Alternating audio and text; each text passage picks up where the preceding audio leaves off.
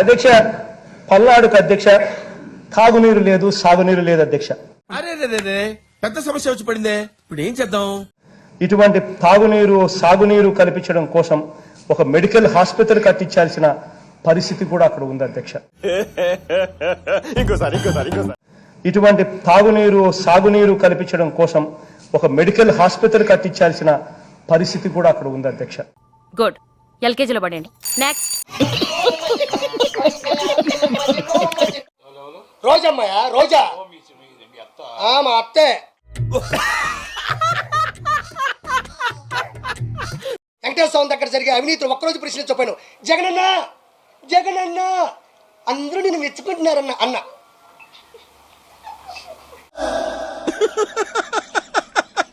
వేసేసాడు, బాగా వేసేసాడు అన్న గొడ్డలి. ఏం కాదు, 10 మేము ముష్టి వేసాం అనుకోండి. గాడిద కొడకలారా, మీకు 10 ముష్టి వేసాం. వీడితో ఎందుకు వచ్చిన గొడవ? ఎంతో కొంత తీస్తే బెటర్. తీసుకో, పండగ తీసుకో. ఎన్ని సీట్లు పోటీ చేశారా మీరు?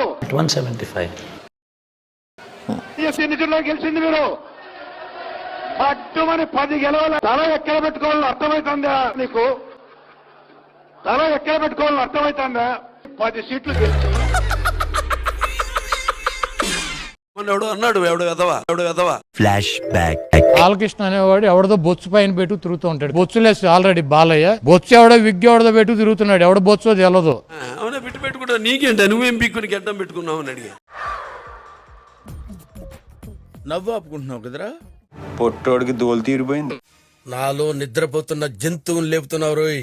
పిల్లి నిద్ర లేచినా ఏం పీకలేదులే. ప్రజలు అనుకుంటున్నారు 2024 లో hi AP, by by YCP.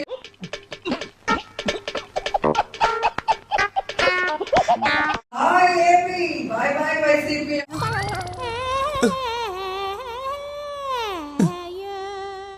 ఏం చదువుకున్నావు? 10 పాస్ అయినావా? వై నాట్ 175 అని చెప్పి అంటే 10 కూడా పాస్ అవ్వలేదా?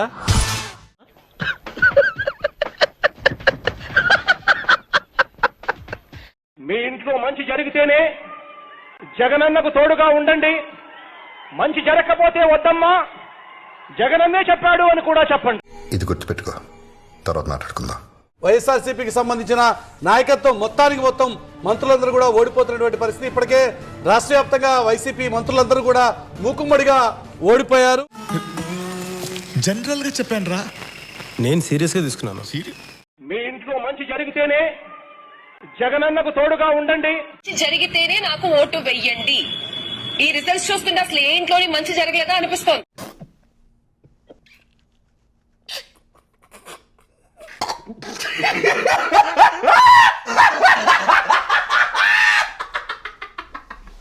నూట 175 ఎందుకు రావు? 175 చేయగలుగుతాం. టార్గెట్ 175కు 177. అటు చూడు బే. ఈసారి మొత్తం మేమే గెలుస్తామని చెప్తున్నారు కదా ఆయన. ఎవరైనా? జగన్మోహన్ రెడ్డి గారు, ముఖ్యమంత్రి గారు.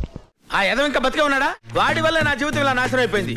ముఖ్యమంత్రి గారు ఇంతకుముందు మా ఇంట్లో 13 ఓట్లు ఉన్నాయి. ఎగేసుకుని వెళ్ళి గుద్దాం. ఈసారి మేము వెయ్యకపోగా ఇంకో 13 జడదెంగుతా.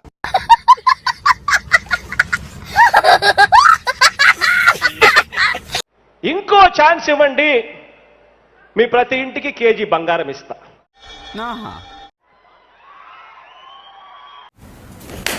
చెప్పు చెప్పు అన్ని ఎందుకు ఇంత లేటు అక్కడ? ఇంకో ఛాన్స్ ఇవ్వండి, మీ ప్రతి ఇంటికి బెంజ్ కార్ ఇస్తా. వీడు చెప్పేవన్నీ ఇన్ని సంవత్సరాలు విని విని ఇసుగెత్తిపోయింది.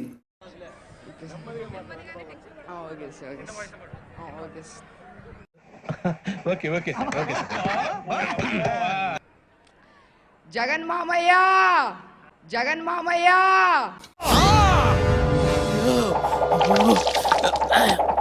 Sir, you are the real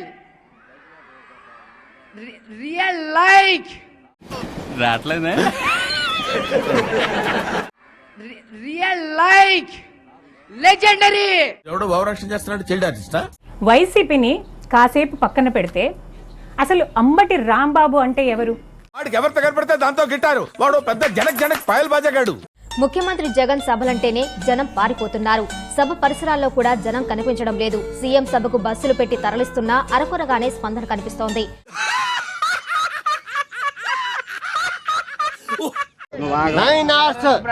అది నాకెందుకు చెప్తున్నారు? అంటే 9 గుర్రాలు పరిగెడతాయి లోపల. పదో గుర్రం అవుతుంది. ఇప్పుడు నువ్వేమన్నా? పదో గుర్రం అవుతుంది. ఏమిటండి మీరు మాట్లాడేది? చెల్లెమ్మలను లక్షాధికారి కాదు మిలియనియర్లుగా చేస్తా ఉన్నాం. మిలియనియర్లు అంటే 10 లక్షల అధికారులు. ఏంటి బాబు అన్న? ఇంకోసారి అన్న. మిలియనియర్లు అంటే 10 లక్షల అధికారులు. తెలుగు రాదు, ఇంగ్లీష్ రాదు, సన్నాసి అతవా. ఖచ్చితంగా జగన్ రావాలని కోరుకుంటున్నాను. జగన్ గారు రావాలని. ఎందుకని సార్? ఒక శంక నాకించాడు, ఆడ అత్తంగా ఇంకోసారి 2 శంకలు నాకిపోతారు జనం మొత్తం. అప్పుడు బుద్ధి వస్తుంది జనాలకి.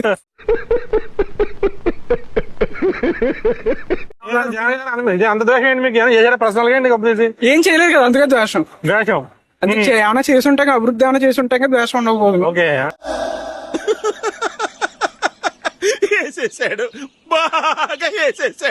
ఈ రోజు మీకు చూస్తే 2014 నుండి 2019 వరకు చంద్రబాబు నాయుడు రోడ్లు వేయటానికి చేసిన ఖర్చు 23,792 కోట్లు. ఓకే.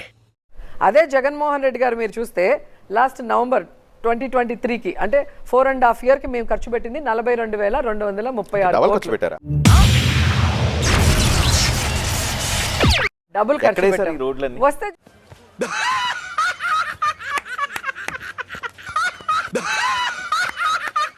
రోడ్లు ఇవన్నీ 42,000 కోట్ల రూపాయల రోడ్లు ఎక్కడేశారు? అలాగైనా రండి, అలాగైనా మీకు నేను అన్ని రోడ్లు చూపించే అవకాశం ఉంటుంది.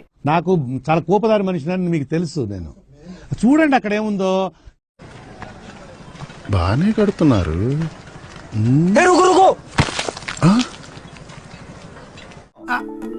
ఎక్కడో కొడుతుంది సీనా. ఏంట్రా ఇది? అలాగైనా రండి, అలాగైనా మీకు నేను అన్ని రోడ్లు చూపించే అవకాశం ఉంటుంది.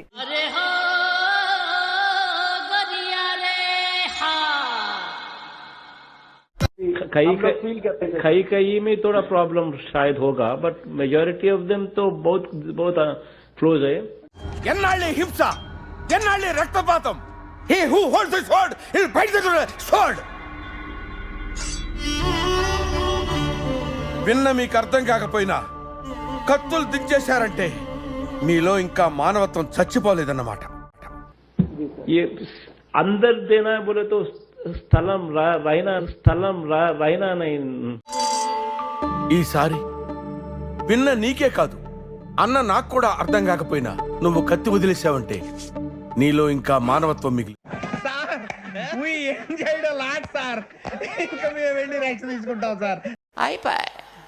ఈ వీడియో నచ్చితే మీకు ఏం చేయాలో తెలుసు కదా. Like, share and subscribe.